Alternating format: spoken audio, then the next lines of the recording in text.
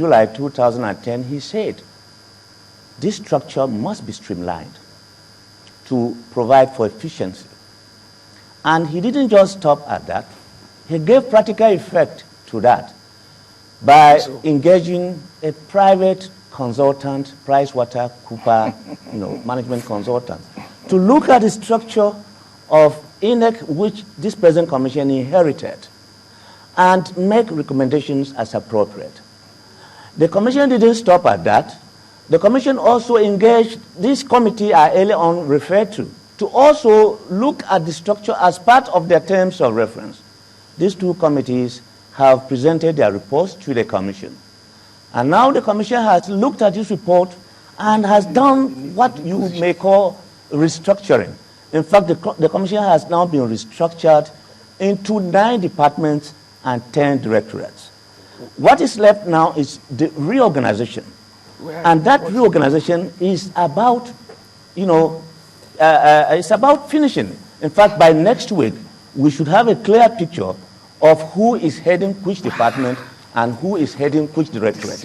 And there are parameters which the commission has put in place, a framework for implementation of what it intends to do. For you to be made a director of or head of department, you must have integrity, you must have competence, you must have ability to perform, and in some other cases, we will look at the geopolitical presentation. Mr. These Omega, are the 3 parameters that the commission intends Mr. Omega, to do. when you now, streamlined, this reorganization is yet down, and you are making so much noise. Okay. You are putting the cart before the horse. Let's see, by the time the names of directors heading the departments, the names of directors heading the directorates are released, and you have anything skewed in favor of a particular region, you will now start talking. Okay. And it is also on the basis of that we will also reconstitute the committee chairmen. Committees will be constituted on the basis of the new structure of the commission. Until that is done, it will be, crying wolf where there is none. Mr. Omega, we will have to move on. But before we do, what we have now, would you say that it is skewed towards a region of the country? Would you admit that fact? I want you to know that what we have now was inherited. Okay. In fact, if you look at that statistics, it is written that Mr. Akem is the ICT director, which is not correct. The ICT director is Engineer Chidi Nwafo. So that thing you are seeing there is not correct. Oh, you're saying that the different committees that I am telling you that what the public is being presented with is not what we have at INEC. Mr. Akem is not the ICT director. The ICT director is Chidi Nwafo. Okay, now can we do it this way then? Would we have a promise from you that as of today we will send a reporter to your office and we will get the right data in terms of who's heading what department and of course what committee? If you say that it is wrong, what is being published and what is being shared with Nigerians, you as Director of Public Affairs, you have a duty and responsibility to tell us what is correct, right? That is it. So I have that duty. But why I am waiting, is that this reorganization is so eminent, and it is going to put pay to all these speculations. So by the time the reorganization is done, I should be able to feed Nigerians with the right position as they are at the moment. Can Channels Television send a reporter to you today? You are at liberty to come. Okay. My office is there. I will give you all that there is to be given to you. Okay, so we will have a follow-on in our news later today. Okay. The guy had been in power now for more than 2 years. If he made anything that was skewed on assumption of office, it has taken him now about 2.5 or 3 years. And that structure remain skewed as it is. It's a shame. That's what I'm saying. It's unbecoming of a professor who had headed Nigerian Political Association of universities before. So I don't want us to pretend here. It is too late for people like us to pretend. We speak the truth in the interest of God and our people. That's what we are doing here. Okay, Mr. Okpadokun. Okpadokun. Okpadokun, sorry, sir. So let's look at the 2015 elections. 2015 is already around the corner. So what is the way forward? Thank you, ma'am. The first thing, like I said, the voters register, because that is the most fundamental of all. That's what gives every Nigerian who is of age the power to decide the tone of the next government. So if the register is faulty, as it has always been, we will never have a free and fair election in 2015. That's the first one. Number two, this committee that are structured in INEC must be done in such a way and to give every part of the country a sense of belonging, for fairness, for equity, for justice. That's the second one.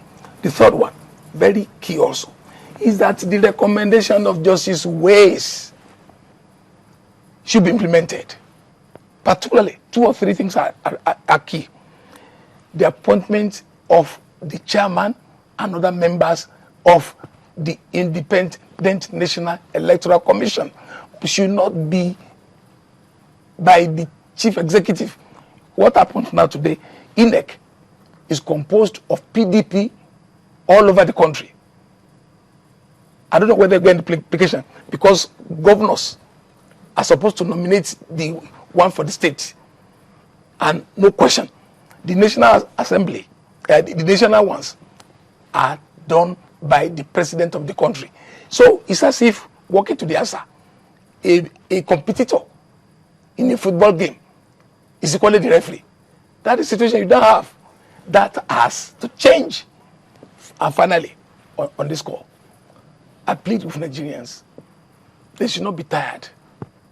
It is important for us to spend whatever money is to be spent for us to address this matter of a computerized voters register, so that at the end of the day, if you succeeded in putting in government people democratically elected into office, the chances are greatest that those people will be much more responsive and responsible to the yearning and the aspiration of the Nigerian people.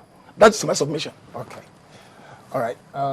What will be your own submission, because we have to wrap up now? For the 2015 election? Yes. Well, I hope it will improve. I see some rays. I see a ray of light in there, that Nigerians are really interested in knowing what will happen to their votes. That's why we are saying INEC should have the capacity to collect all these votes. If their database is faulty, then there is a problem. Okay. I was just as we wrap up, let me very quickly take 1 or 2 things. Just one thing, actually, with Mr. Omega. Mr. Omega, you mentioned earlier that the ICT committee chairman, would you say that is Professor Jega? ICT committee chairman. The ICT director. Okay. Because what you have there says ICT director is Engineer Emmanuel Akem, which is wrong. Okay. Voter education director, what you have there says is Alaji Biu, which is wrong. The person heading voter education at the moment is Mr. Victor Aluko from Ekiti State. So all that you are giving the word is misinformation. Well, but we are patient because reorganization is imminent. And we have taken the time to do this reorganization as a commission because very quickly, of its sensitive nature. Because we have to wrap up now. In fact, we are trying to avoid all these unwanted, accusations. We have to wrap up. That is the reason why it has taken the commission this long to do the reorganization. And by the time it is released, by the grace of God, you will see what we are doing in terms of celebrating integrity of the person called Jiga. Director of ICT. Director of ICT, you said, is E.T. Akem? Yes, it's not Akem. It's Mr. Engineer Chidi Nwafo. Oh, Engineer TV Nwako. And who's the chairman of the committee then, of the ICT? The chairman of the committee? The chairman himself. The chairman himself. And then the other... At the moment, yes. You've got logistics. At the moment, yes. Who's the chairman of logistics committee? Logistics committee, who's the chairman? Logistics, I think it's Kane Hamanga. Okay. Then operations, who is the chairman of